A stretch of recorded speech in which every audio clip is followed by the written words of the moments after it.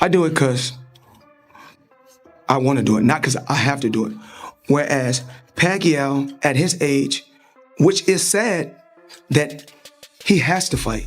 If Manny Pacquiao is really considering of coming back to professional boxing, I think that would be a good measurement and sign and a marketing for him when he returned to boxing. The debate of who is the greatest boxer of all time. And that would be you?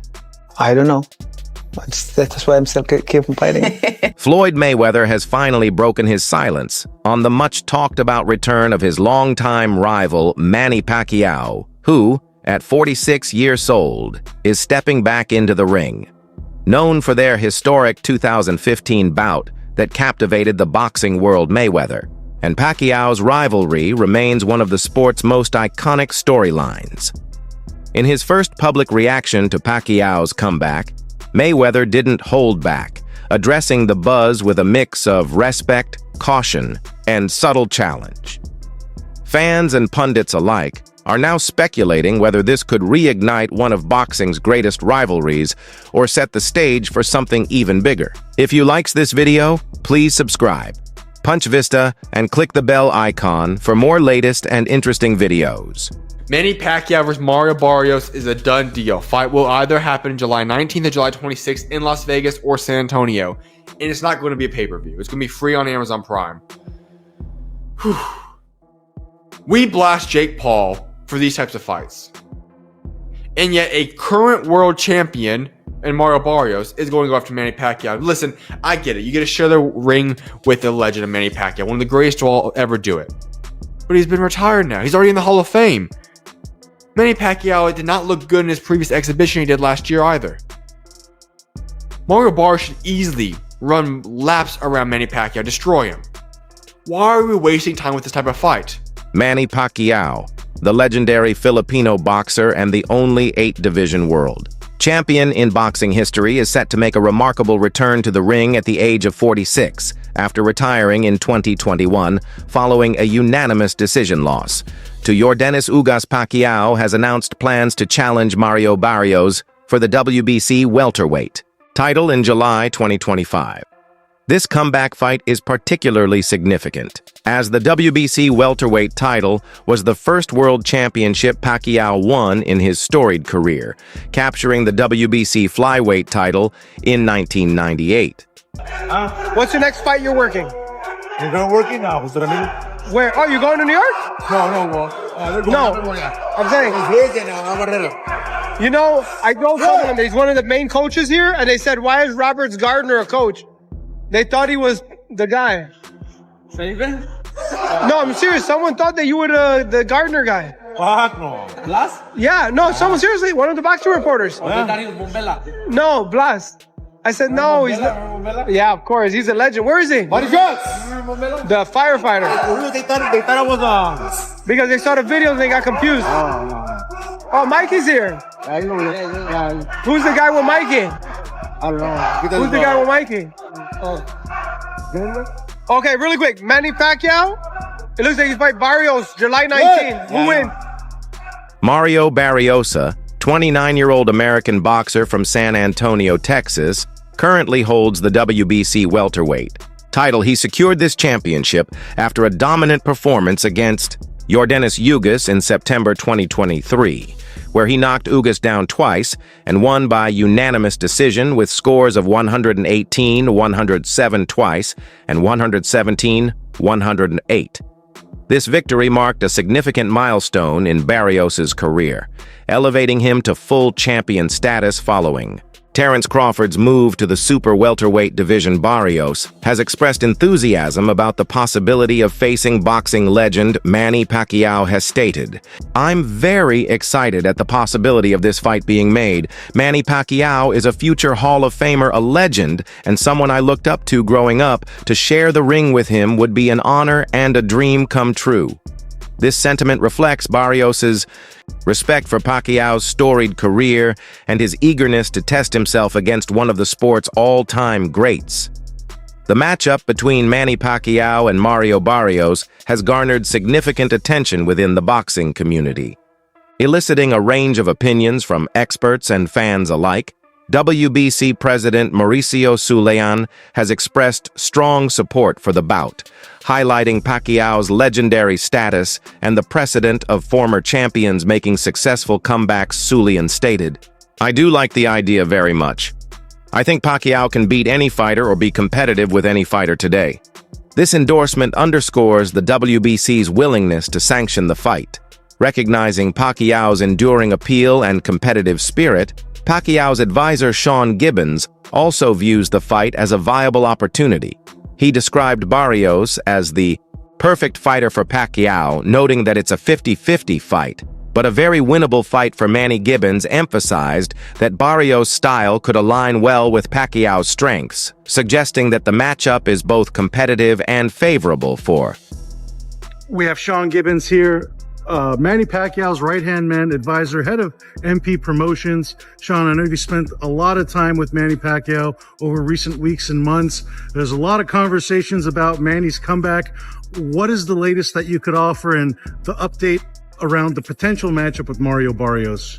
Well, the latest is Manny's fighting an exhibition on 28th in Japan. So, you don't want to really look past that.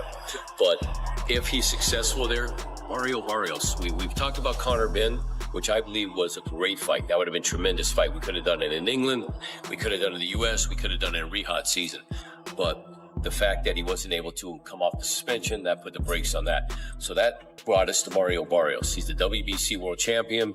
Manny's first belt ever, many years ago, was a WBC belt. So The veteran boxer Floyd Mayweather believes Manny Pacquiao's return to the ring is likely driven by financial motives, a common reason for many retired fighters to stage comebacks. In professional boxing, comebacks often occur when aging legends seek one last lucrative payday, especially if they haven't fully transitioned into a boxing career. Despite this, the speaker acknowledges Pacquiao's enduring skill, stating that even his C game is still superior to many current fighters' best performances. This emphasizes Pacquiao's extraordinary talent and ring IQ, which haven't entirely diminished with age. His experience, speed, and unorthodox style give him a fighting chance, even when he's no longer in his prime. However, the underlying concern remains. The physical risks are significant, especially against younger opponents. Ultimately, the comment reflects both respect for Pacquiao's legacy and caution about the dangers of returning to elite-level competition after retirement. The rivalry between Floyd Mayweather Jr. and Manny Pacquiao stands as one of the most significant and lucrative in boxing history, spanning over a decade. Their eventual clash in 2015 was the culmination of years of anticipation, negotiations, and public demand.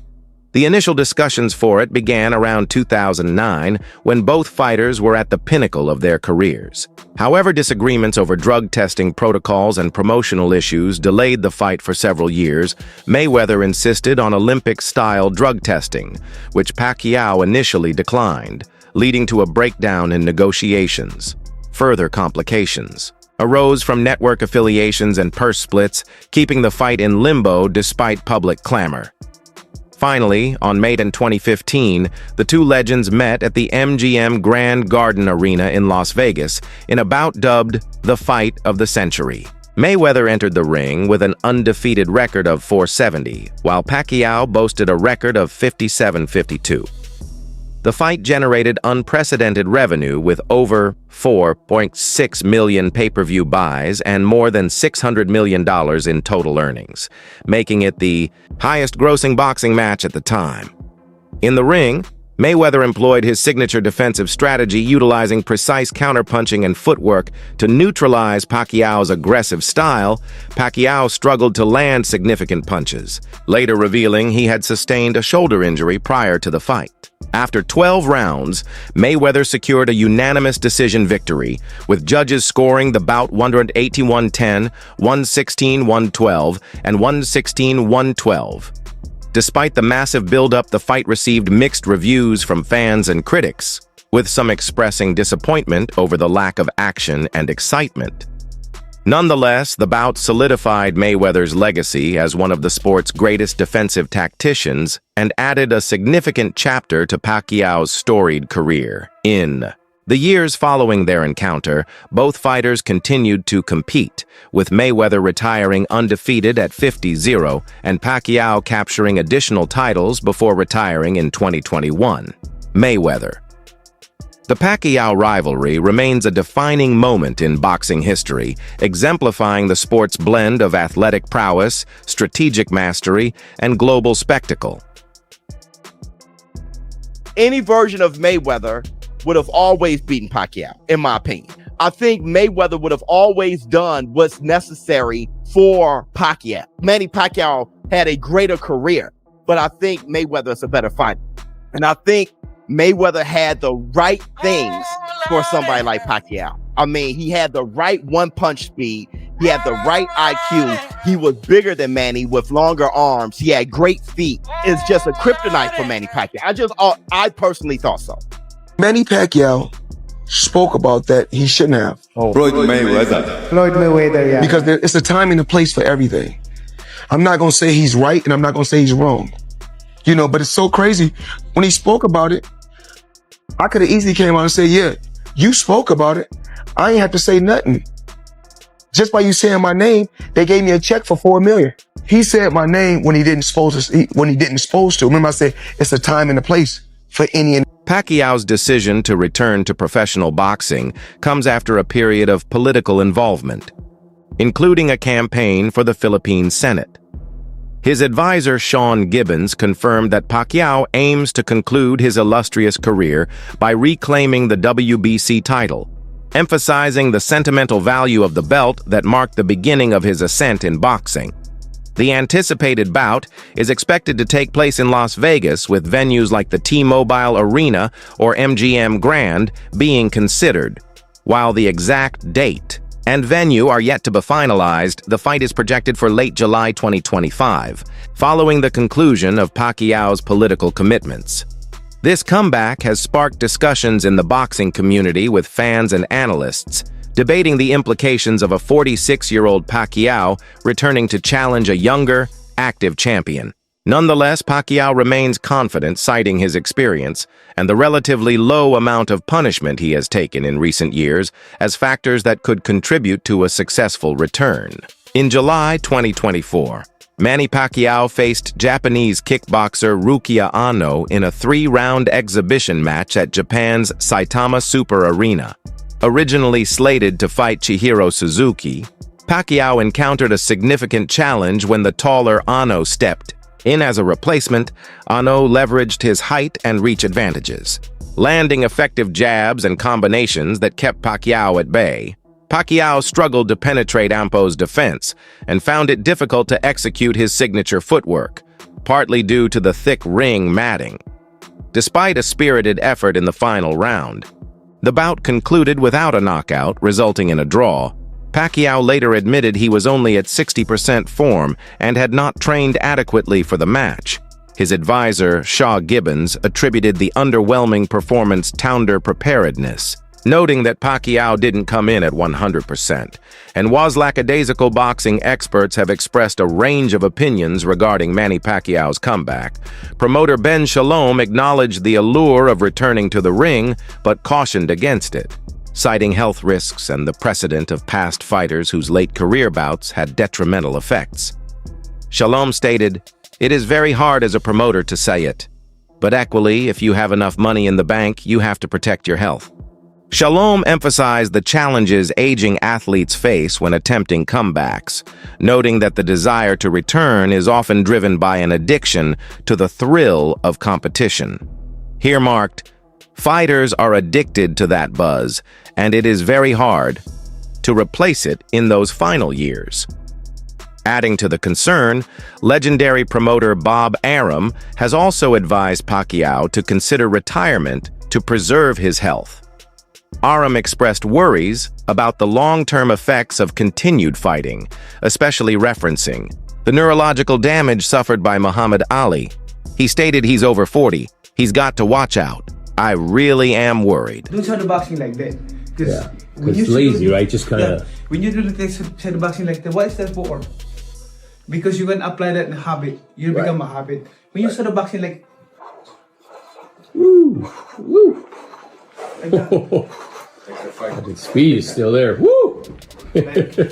Max Kellerman presents a compelling case for considering Manny Pacquiao as the greatest pound-for-pound boxer in history.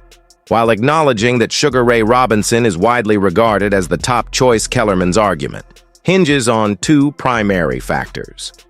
The breadth of Pacquiao's achievements across multiple weight divisions and the caliber of opponents he defeated during his peak is unparalleled in its scope. He is the only boxer to have won world titles in 8 different weight divisions ranging from flyweight to light middleweight, a span of 39 lbs. This feat underscores his adaptability and skill in overcoming size disadvantages against larger opponents. In contrast, Sugar Ray Robinson's dominance was primarily within 2 weight classes, welterweight and middleweight, while Robinson's record is impressive with 174 wins and 109 knockouts. His success was concentrated within a narrower weight range. He also has a case for greatest fighter, pound for pound, who ever lived. Think about, by the way, I don't think he wins that argument. Sugar Ray Robinson is safely ensconced in that position. But Henry Armstrong, Muhammad Ali, Harry Greb, Sam Langford, Floyd Mayweather, Pernell Whitaker, whoever else you want to mention. Put Pacquiao's resume up to those guys. Bill James, the great baseball sabermetrician, had a way of ranking baseball players that I came across as a kid and thought, that's really smart. You have to rank them at their best and then also over the course of their careers. Because when you have that argument, are you talking about who accomplished the most or what heights did they reach? What peak did they reach? Take either for Pacquiao. Take his peak. Was it at 140 pounds when he obliterated Ricky Hatton, Miguel Cotto, and then Oscar De La Hoya, though that was at 147?